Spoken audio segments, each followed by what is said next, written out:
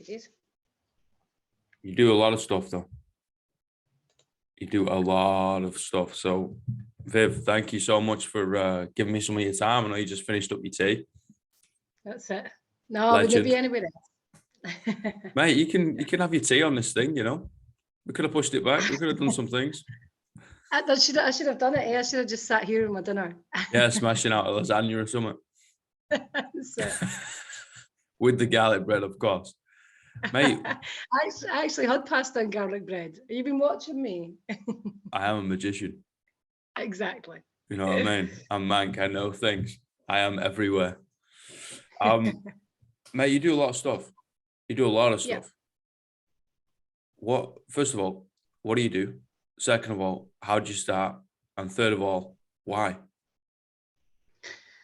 Oh, let's start with the why. So I grew up in Scotland in the 1970s. I am the adult child of a substance misuse parent.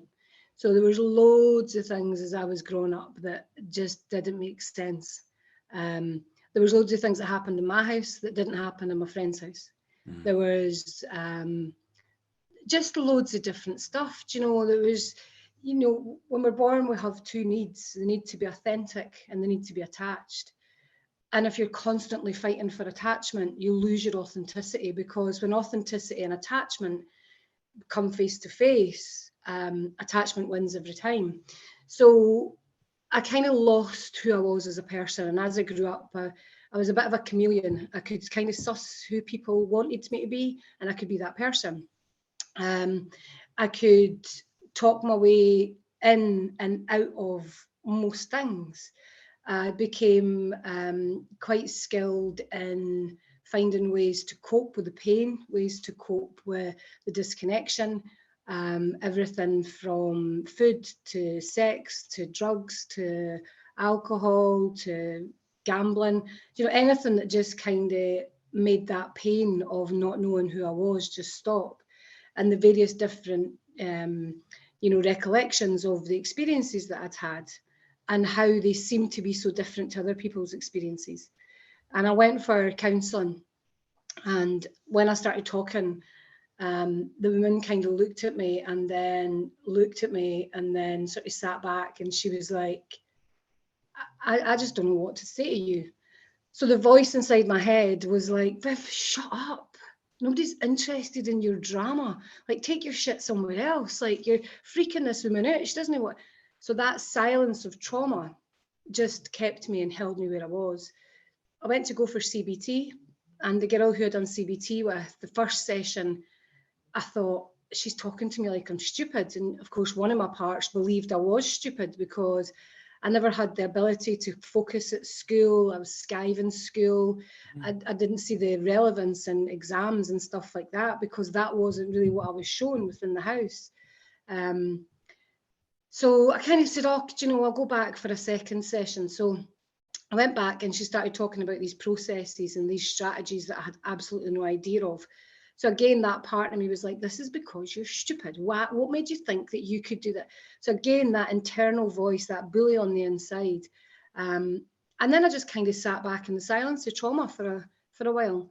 And then I almost died in 1999. My body just said, we're not doing this anymore. So I went from being slightly unwell to completely unconscious in the space of about 6 hours. And when I came back to in the hospital, and I was in intensive care, and I could just hear the beeping of the machines, again, that voice was just like, you deserve this. Look at the state of you. Like, why are you should have your kids taken off you. You're a terrible mother. You're never going to amount to anything. And it was incessant. But there was another voice there that was like, you need to stop this or you're going to die. And I knew, you know, I had 2 children at that point, and I just thought, you know, their dad wouldn't be any use. And like, I need to get my shit together here. I need to do something. I just didn't know what to do. And I always remembered there was a really famous quote, and I think it's Henry Ford that says it. And it's, if you always do what you've always done, you'll always get what you've always got. And it was that realization of, I need to try something different. I need to push past fear to get to the other side of it, just to see what's there. So I signed myself up for doing loads of challenges. I walked over 100 miles of the Great Wall. I raised over £40,000. Jumped out an aeroplane at 12,000 feet. jumped off buildings, done sponsored dances, done sponsored silences, which was the hardest thing of it all. And just thought, you know what, I'm just going to raise money and just help. And it was all helping kids whose lives have been impacted by substance misuse, mental health, or physical capabilities. So, and then I started working with young people in the care system, and I just thought, wow, these kids make sense to me. These kids make perfect sense to me. And other people were going, why are they doing this and why are they doing that? And I'm like, because their nervous system's wired to the moon, mate. They're no nice and calm and relaxed. They thrive in chaos and drama. Like trauma and drama just go together like that. So I found I had this real affinity with young people. And then, you know, from there I decided to, you know, I got really pissed off and how people approached these young people and how the how services, you know, were calling themselves. At that point in Scotland, we came up with this term corporate parent, and it really just got on my goat, because I was like, corporate means business, parent means, you know, to nurture and care for. Like, how can you be a corporate parent? And I remember sitting with a social worker and she was saying, yeah, but that's what we do, you know, it's the business of parenting. And I was like, okay then. I said, how many kids have you got in your care? She said she had 8. And I said, what size are their feet? She was like, well, I'm not really very sure. When's their birthdays? What time of the day were they born at? And she was like, well, I was like, that's a parent. That's a parent, someone who can rhyme off that information. We're no corporate parents. Like, if we're corporate parents, we wouldn't be putting these kids in high-rise flats when they're 16 years old, you know, surrounded by, you know, people dealing drugs, surrounded by, you know, ladies who have no option but to sell themselves to pay for their drug habits. You know, huge areas of high crime, areas of high poverty. We wouldn't just be kind of brushing our hands at age 16. So I went to college and I studied health and social care. And I looked at what are the underpinning values and models of our health and social care system. And I quickly realised that we're kind of driven by a medical model. And it's like, you have a set of symptoms, you can tick these boxes, you will get this medication. This medication will then allow you to have this benefit. So I quickly sort of realised that something's fundamentally wrong here. We've lost the essence of authenticity. We've lost the essence of self in community. We've lost that connected consciousness with each other. We're slowly but surely being put into silos where it's about individuality and it's about keeping people away from people. I then went to university, I studied social psychology. I got really interested in social sciences, and I got really interested, studied social science, got really interested in social psychology. Got really interested in group dynamics and how, you know, how we can be influenced by somebody else's creation of an echo chamber. How, if we hang about with somebody long enough, we can start to take on their beliefs and their values, knowing that deep down fundamentally it's not what we really think or feel, but it helps us be part of that group. It helps us create that collectiveness.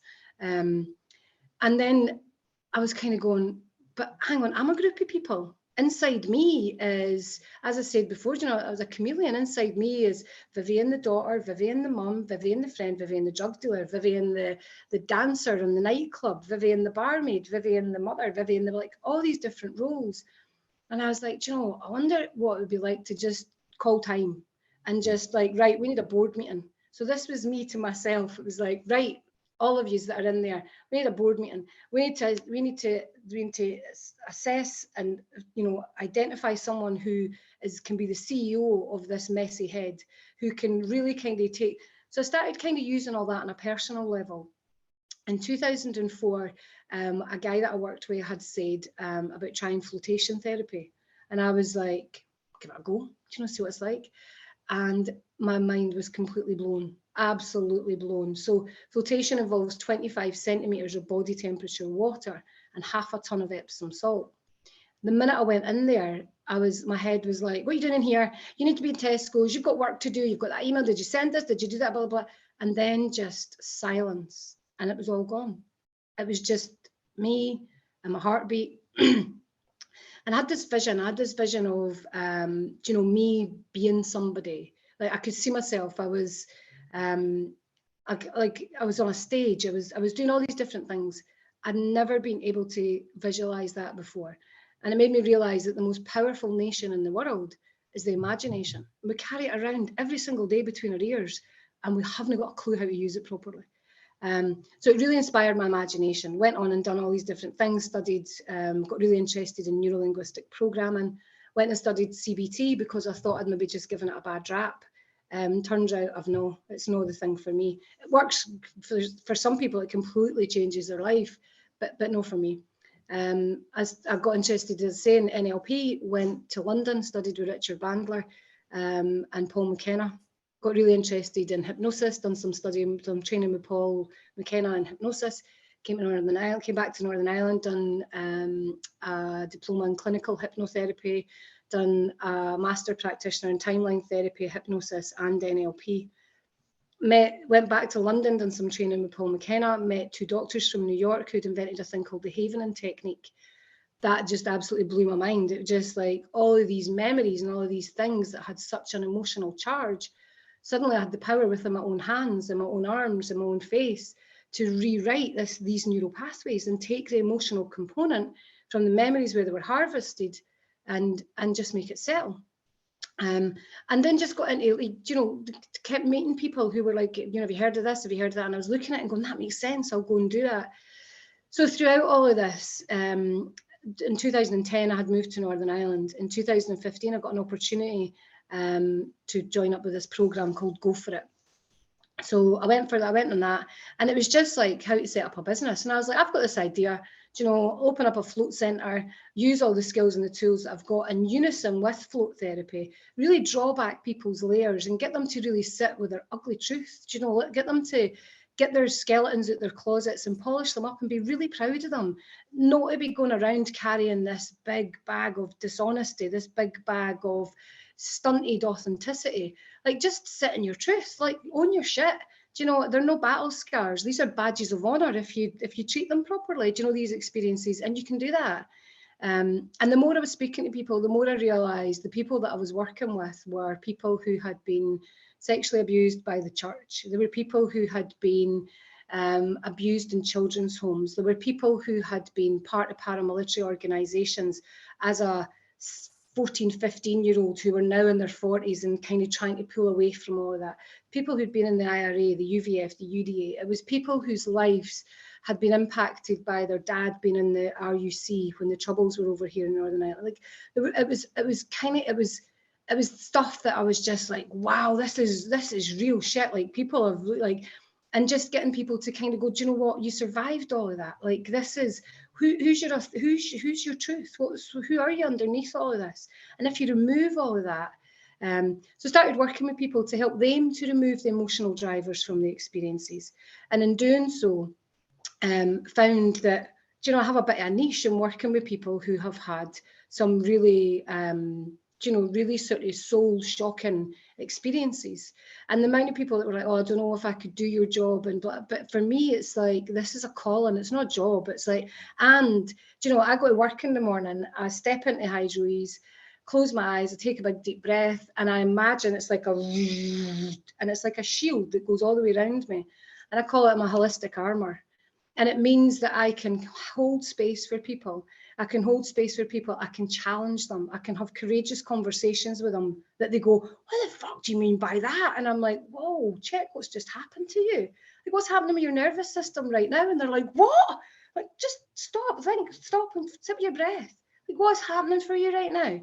Is this how you act when you're around people? Is this... Could this potentially be why things are going the way that... So really just sitting and being truthful and honest with people, letting them put into that space, me seeing them, me, it's not about judging people. Like for most of my life, I was judged. It was like, oh, there's the drunk woman's kid, or there's a 15-year-old that's been running away, or there's a 17-year-old that's pregnant and married, or there's all of these different judgments. So, like, I'm nobody to judge anybody, and I think, and not that I'm not even going to use the term non-judgmental, just aware of the judgments that I'm making and when I'm making them, and sharing them and saying, wow, when you said that, I was thinking this, or this brought this up in me. And it just creates that huge, open, honest discussion that 9 times out of 10 people go, I've never told anybody this. So I then kind of, through, you know, doing various different things at networking and entrepreneur programs and joining, like I was at the opening of an envelope for about 3 years of my life, just networking and going, do you know what, tell me about business, because none of you here know anything about flotation. I've got that shit nailed. Like I know that I've been out to the States. I'd worked with some of the greatest minds in the float world, but I never knew anything about business. So I was just like a sponge, you know. I just went to, and the people who were in the corner who spoke to nobody, I made sure that they were the people that I went and spoke to, because they turned out to be some of the most interesting people who were either really extrovert, or they were neurodiverse, or there was just so much depth to these people. And it just totally lit me up. So then people were saying, can you come and speak at our event? And I was like, yeah. So I stepped into this public speaking realm, and went and then done lots of different conferences and seminars, talking about trauma, talking about disconnection, talking about addiction, just talking about loads of things that I was really passionate about, and that meant something to me, and that I knew by sharing would get people to sit and go, I never thought of it like that. And see, when you get somebody to even consider, I never thought of it like that, you've instantly kicked a door open inside their brain that takes them to somewhere else, that they can then look at possibility. A lot of people talk about hope, this great big thing of hope, and if you've not got any hope, but you have to have possibility before you can have hope. You have to believe something's possible to be hopeful that it might actually happen. So I believe that, you know, possibility is the breadcrumbs of hope. I then got approached by a guy and asked if I would write a chapter for a book. So I wrote a chapter for his book, and then during COVID, one of my friends who has written multiple best-selling books, she'd came and asked me if I would write a chapter in her book, and it was to inspire people during COVID. It was to sort of say, do you know, we've been through this shit, and this is where we are now. You know, COVID's not going to, like, it's just something else that we're going through. If collectively we can understand each other's experiences, rather than say, oh my God, like, because you don't believe this, you're a tin hat, or because you do believe that, you're a government supporter, and blah, blah. It's just like, why don't we all just recognize that this is something that none of us have experienced before? But we can all look at it from a very different perspective. It doesn't change what it is, it's just the way we see it. And then after that, I was approached by a documentary company, and I made a documentary last year. So I've been going around, I'd launched it at 2 of the biggest theatres here in Northern Ireland, and I'm about to launch it again, 3 of the biggest theatres, and I'm about to launch it again in the university here. But I've been taking it into communities and working with young groups of young women whose boyfriends have been involved in paramilitaries, or who have, you know, been done for domestic violence, or who've been selling drugs, or who are currently serving a prison sentence. I've took it into communities, and I've worked with young men who have, they've already been in, they've been through the justice system. I've took it in and worked with, you know, mums. I've took it in and worked with community groups. I've taken it into Citibank. I've taken it into, you know, a few different corporates. But again, it's to raise that conversation about honesty and openness. You know, there's 3 things we don't talk about, which is mental health, finance, and sex. If you have an issue in any situation in life, it's around one of these things. But we did talk about it, because as a kid we're told, oh, sex is dirty, or sex is bad, or like, did talk about that, or, you know, if you're caught, you know, playing with yourself or whatever, it's like, oh, don't do that. And but so you believe, so you have that shame based. And then finance, it's always like, oh no, you keep that to yourself and never let anybody know how much you've got, or what you're going to do with it, or how skint you are, how much debt you're in, or but. And a lot of over here in Northern Ireland, there's a huge suicide rate. And a lot of it is about finance and debt. A lot of it is about sexuality. And the biggest majority is about mental health. So I'm on a bit of a crusade to just to get people talking, to get people to just, like, I think, you know, one of the things I used to really be good at is small talk. And now I'm just like, yeah, I heard that shit. Right, tell me about you. What's your fears? What is your deep, dark secrets? So I'm not sure if that's answered all 3 questions in one, starting off with my why, but it's just to get people to realise my mission is, and my purpose is just to get people to realise that, you know, this is not a trial run. This is no, you did come back for a second shot at this, you know, and from the very, very first time you look in the mirror until the very last time you look in the mirror, you're going to see exactly the same person. If you like that person, or you're not authentic and true to that person and honour them, you're going to have a tough time. Do you know what I mean? So yeah, that's me. That's a beautiful story, mate. Thank you. That really is a beautiful story. And I think people get caught up though, right? Like they believe that what happened to them or the feeling that they had because of it is who they are, rather than what happened to them and what they feel. You know, like a human being. Yeah, we're the same person, but the character's going to develop. You know, we're supposed to progress right through this thing, right? Rather than I am stagnant, I'm born, I am got everything I'm ever going to need, and then that's it. Everything that happens to me is my fault. That's who I am. You're like, we all go down wrong paths, guys.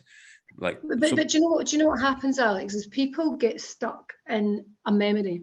So, say for example, you are, say for example, you grew up and your mum is violent and abusive towards your dad, and you are only 4 or 5 years old, and you're sitting out in the stairs one night, and you hear your mum like, you're a fucking shouting and bawling, and you hear your dad screaming, stop it, like the wee one's in the hall, and then you hear a bang and a clatter, and you're stuck on the stairs. You're only 4 or 5 years old, and you're frozen with fear. Your whole nervous system has went into sympathetic, and you're in that fight or flight.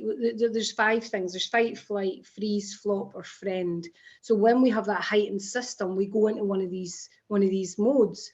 So we get stuck in freeze, and we're frozen on the stairs, and we're thinking, oh my goodness, I can't believe it. And then we get older and we start to cognitively develop a lot more. We start to be able to strategically think. We start to be able to have a linear process, and we think, why didn't I just go in there and shout at her and tell her to shut up? God, I'm a really crap daughter. Like, I should have done that for my dad. Like, and then as you get older, it's like, I cannot believe that I allowed that to happen. And why did that? So we start to take responsibility, because in that moment we were frozen. And when we talk about that event, we're like, oh, I remember I was sitting on the stairs, and we're back in the stairs. So the inner child is stuck and frozen. So sometimes what can happen is, if we are then out and about and somebody starts to get violent or aggressive, we're back being that 4-year-old in the stairs. But this time we start off frozen, and then we go, who the fuck are you talking to? And we're up in somebody's face. We're not the adult that they see in front of them. We're that wee kid on the stairs that felt so frozen and so afraid that they weren't able to do anything. So in that moment, you're driven by that 4-year-old. You have the cognitive capacity of the 4-year-old. You're just like, this is what I should have done. Or, for example, you may be sexually abused as a kid. So your first sexual experience is at a very, very young age. So then that can have huge implications for you as an adult, and how you perceive yourself, how you perceive sex, how you perceive the opposite sex, the same sex. Like, there's so many different things. We're always who we were when. And what tends to happen is, so many people say, oh, you're getting on like a child. Or they'll say, oh, you're acting like a 5-year-old. Well, of course you are, because you're operating from a program that was installed at that age that you've never went back and challenged, that you've never went back and said, okay, I see you. You've never went back and done that inner child work and freed that part of you that's been stuck in that place for a long time. And I think it's so important that people realize that it's not that you're a bad person. I don't believe any of us have bad parts. I believe that the experiences that we've had can shape and mold the responses that we give, or the reactions that we give to certain events. But, we're not our story. We are who we choose to become. And some of us choose to become that story. That's beautiful. We are who we choose to become. Mm-hmm. That's it. And I think for a good part of my life, I believed I was that vulnerable, lost, confused, needy wee girl who was always kind of looking for someone else to rescue me, looking for someone else. So I drew people into my life that wanted to domineer and control and provide and be the big. And of course, inside me was this wee girl who was like, do you know what, my ex-husband, we went to high court. He had tried to murder me, had kidnapped our son.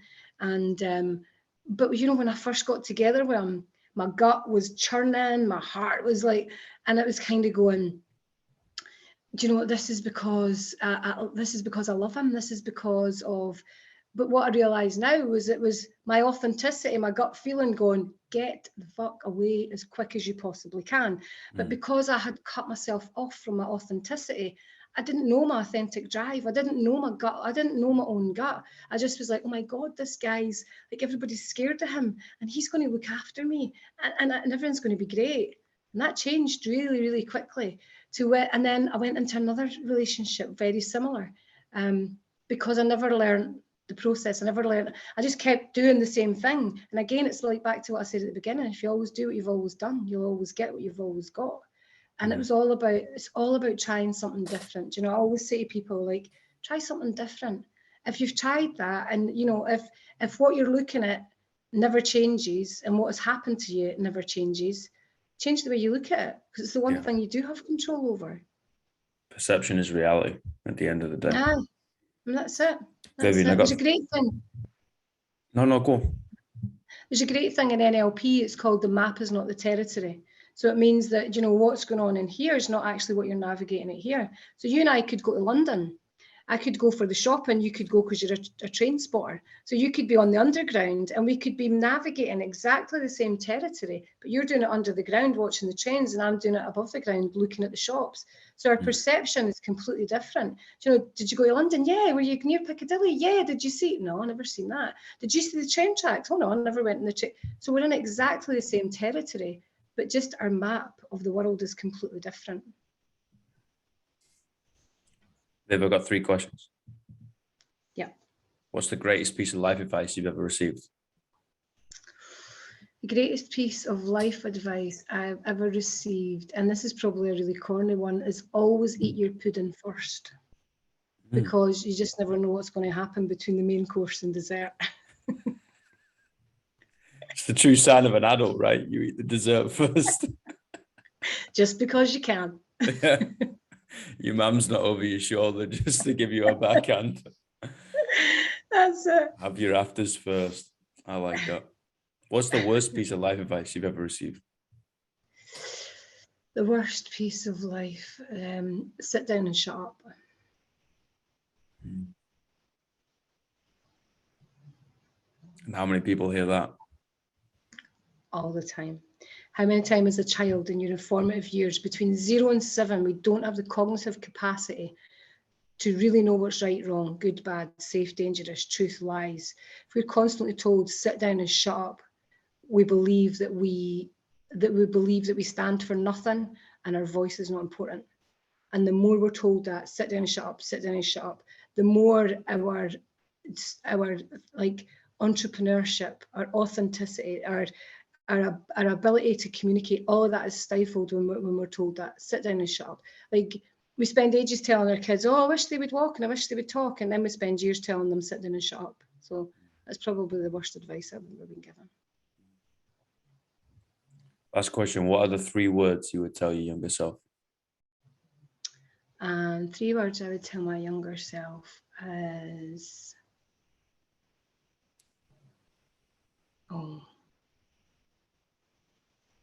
can I get 5? I'm always pushing the boundaries, Yeah, you might as well write me an essay while you're there, you know what I mean? Yes, you may have 5. So the first 3 would be I love you, and the 2 bonus ones would be you matter.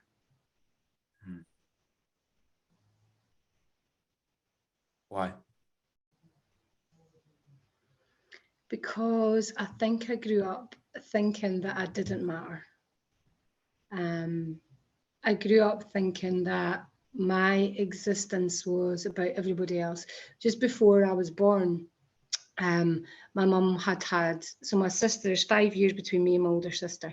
And when my mum had my older sister, she then had 2 miscarriages, 3 miscarriages, 2 or 3 miscarriages. And she had a baby who was born a wee boy, and she just always wanted a wee boy. He died when he was 6 weeks old. He died of a perforated ulcer. So I then came along, the doctors kept referring to him. So my mum thought she was having a wee boy. And of course, when I was born, as you can see, that never quite worked out. And one of the first sort of lines that I heard when I was first born was, oh, I wanted a wee boy. Because my mum was grieving and longing for the wee boy that she'd lost. So when you look at epigenetics and you look at transgenerational trauma, and you look at, these various different things that are written for you before you even get here. I was nurtured in the womb of death. I was born, the expectations of my birth, I crushed them the minute I was born because my mum went into this big, deep depression. When I was about, 6 weeks old, my mum decided to stop picking me up unless I needed fed or changed because I screamed. First, like the minute I was born, and for weeks and weeks I screamed up until I was about 6 months old. So the first, as I say, 6 weeks. And then after that, I got lifted when I needed changed and fed, and that was it. As a baby, when the only way you can communicate, when you come out of the womb, you go from being amphibian to taking this big breath and being like, oh my goodness, what's going on here? No knowing anything, having no cognitive capacity, but being able to have memories, emotions, and recall, which has started to develop when we're about 12, 13 weeks gestation in the womb. And being able to, use the only means of communication you have, which is to scream and put your hands out. And then if nobody comes, you quickly learn that you don't matter. So I think for me growing up to have heard you matter, and even like things like I see you, I just never felt seen. I never felt heard. Just felt like I didn't matter. So I think the words, I love you, I would hear, but I think I needed to hear it from me. I did hear it as I was growing up, but I never heard it from myself, because every time I looked in the mirror, I wore National Health glasses, so I thought I was ugly. I was, I would hand me down clothes from my cousins, because that's what you'd done in the 70s. Yeah. But it was just like, not as because I'm not good enough to, have that investment. I'm not good. So all of these things, boil down to you believing that you just don't matter, and that you're unlovable, and that when people do tell you they love you, it's only lip service because they have to, because they're your mum and dad. Okay. So to have heard it actually from myself, to have heard that internal voice go, I love you, rather as you're shit, look at the state of you, everybody else is better than you, I think would have been massive. And to hear you matter from myself, people around me, anybody, I think would have made a huge, huge difference to my life. Mate, I can't thank you enough. I know I only got like a wee snippet, through a little conversation, but your life seems like poetry in motion. Seems like everything happened for a reason, mate. And I do believe that. I don't necessarily believe in a fixed fate, but I do believe everything happens for a reason. And I believe you make it happen. Like I'd studied with Gabor Mate. I've been training with him for about a year and a half now, and he's quite a well-known physician. And there's so many things that through working with him that he's taught me. And one of the things he sort of said is that when you're in this line of work, you can only take someone as far as you've gone yourself. And that's why so many people get stuck in therapy, because the therapist is scrambling, going, they never taught me this in university, or I never got this in my course, or I'm not really very sure what to do now. Where if you're just unearthing authenticity, then and there was stuff that I just thought, I've got a hankering for something, and like there's something I need to resolve. And I was just coming up for 50, and I was just like, I have a real calling for plant medicine. So I decided in the February that I was going to, go on a plant medicine journey, and decided to go vegetarian, and like pretty much within a couple of days. Like so many different things happened that I was just going, right, just guide me. Whatever it is that you want me to do before I do this, just guide me. And then I went and done a couple of ayahuasca ceremonies, done Campbell ceremonies, done a Bufo ceremony, just done lots of different things that supported me in just releasing deeper layers. And then, and then I went back into work, and the things that came into my room, I was just like, wow, this is what this was about. And I think so many of us struggle, so many of us fight against, I'm not doing that, I'm not wanting to go there,